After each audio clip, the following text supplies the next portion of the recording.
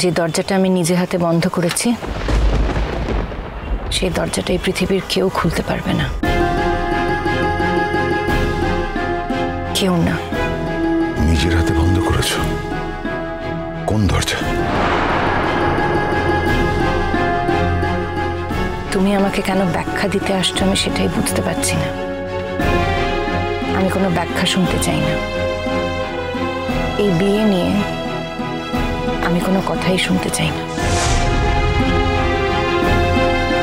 আর তুমি যদি ভেবে থাকো জোর করে এই কথাগুলো আমাকে তুমি শোনাবে, তাহলে তুমি ভুল ভাবছো। তার কারণে এই কথাগুলো আমি শুনবো না।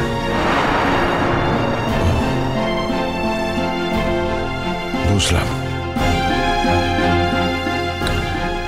তার মানে আমার সবকিছু হারিয়ে গেল, তাই তো?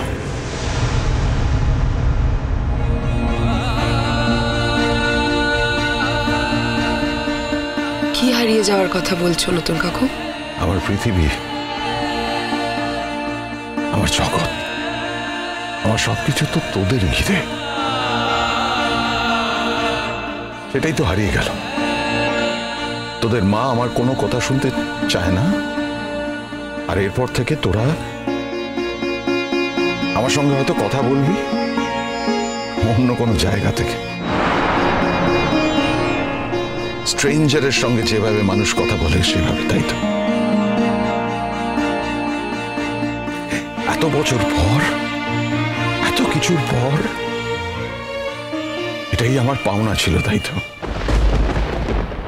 সব কাজেরই না একটা সমান এবং বিপরীত প্রতিক্রিয়া হয় নতুনদা।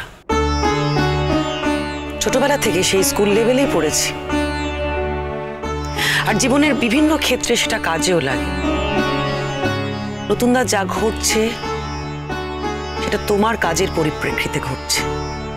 সত্যি বলছি গো, আমরা কেউ চাই না তোমার ব্যক্তিগত বিষয় মাথা ঘামাই। ব্যক্তিগত বিষয়? হ্যাঁ, ডেফিনেটলি এটা ব্যক্তিগত বিষয় নতুনদা। এই আলোচনাটা বন্ধ করো না দিদি ভাই। আমরা কি অন্য কোনো বিষয়ে কথা বলতে পারি না? সেই ভালো, অন্য কোনো বিষয়ে কথা বল। ভালো, তোমরা আমাকে সবাই মিলে একদম একা করে দিলে। এটাই তো আমার পাওনা ছিল। আমাকে ঠেলে তোমরা বদ্ধভূমির দিকে পাঠিয়ে দিচ্ছ। Kamalini, you cannot do this to me. You cannot. এত বছর ধরে কোনো পরিস্থিতিতে কোনোভাবে আমি কিন্তু তোমার পাশ থেকে সরে আসিনি। I always stood by you. আর আজকে তোমার প্রয়োজন আছে আমার জীবনে। আমি একটা বিপদের মধ্যে আছি, আমি চাই তুমি আমার পাশে থাকো, আমাকে সাহায্য করো। আর তুমি সেখানে তো আমাকে আরো দূরে ঠেলে দিচ্ছ, একা করে দিচ্ছ। কার বাঁচানোর চেষ্টা করছো Kamalini? You cannot do this to me. You cannot. I don't deserve this. তুমি কোন বিপদের কথা বলছো?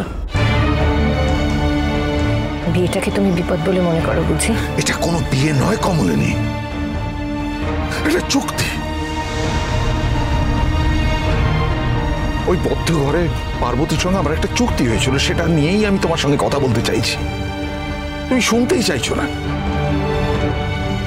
স্বামী স্ত্রীর মধ্যেকার কোনো চুক্তির মধ্যে আমি থাকতেই চাই না নতুন ঠাকুর। আর তুমি সে কথা আমাকে শোনালি যে আমি সে কথা শুনবো, তার তো কোনো মানে নেই। অ্যাক্সিডেন্ট হয়ে যাবে তো নতুনদা। I am sorry. আমার জীবনে তো অ্যাক্সিডেন্ট হয়ে গেছে, এটা আমার জীবনের অ্যাক্সিডেন্ট তোমাদের জীবনে কোনো চাপ ফেলবে না। ভয় পেও না, আমি তোমাদের সকলকে সেফলি বাড়ি পৌঁছে দেব।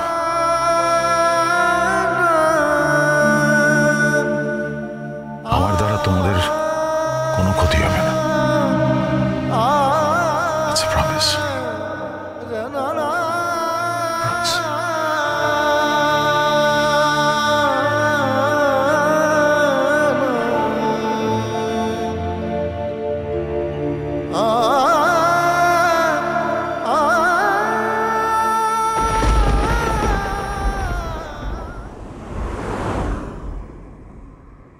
আমাদের এই দুর্যোগের সময়ও এতবার বলেছি, তাও নতুন একবারও এসে আমাদের সঙ্গে থাকেনি। জানি না, হয়তো এবার ওর সুবুদ্ধি হবে, হয়তো এবার নতুন এসে আমাদের সঙ্গে থাকবে। যাই ঘটুক না কেন, তোমাকে ভাই আগে কমলিনীর বাড়িতেই যেতে হবে। আসলে ওদের গাড়িটা তো নতুনদা চালাচ্ছে, নতুনদা কিন্তু ওদের বাড়িতে পৌঁছে দিতে যাবে। তারপর না হয় তোমরা দুজনে একসঙ্গে চলে যাও। আচ্ছা, চলে যাও কেন বলছো? তোমাকেও তো যেতে হবে। আফটার অল তোমার তো ননদ হয় কমলিনী। এবার হয়তো তোমাকে একটু বোঝাতে হবে ওকে।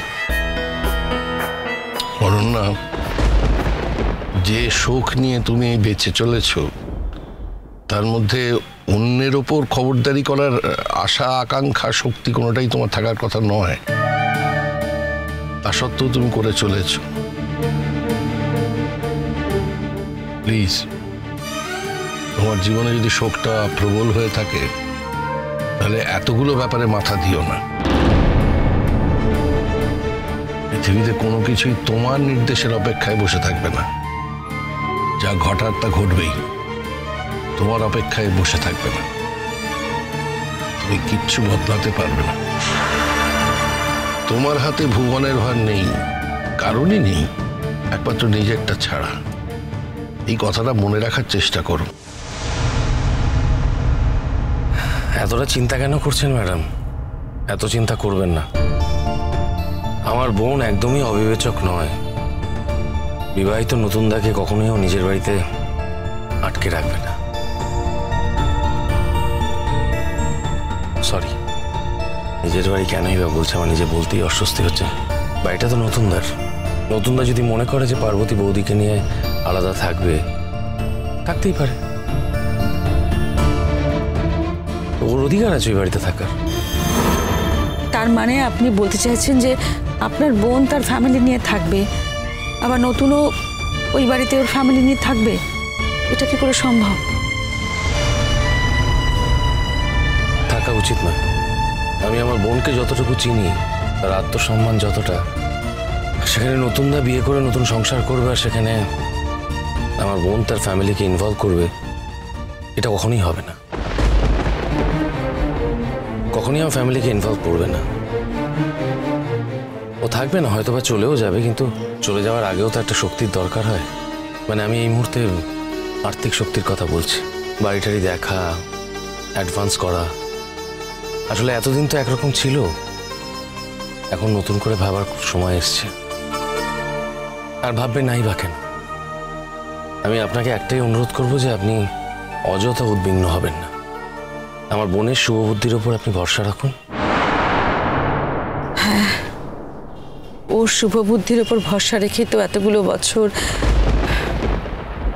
পার্বতী? হ্যাঁ বৌদি। ওই দেখো, আবার বৌদি বলে, দিদি বলবে।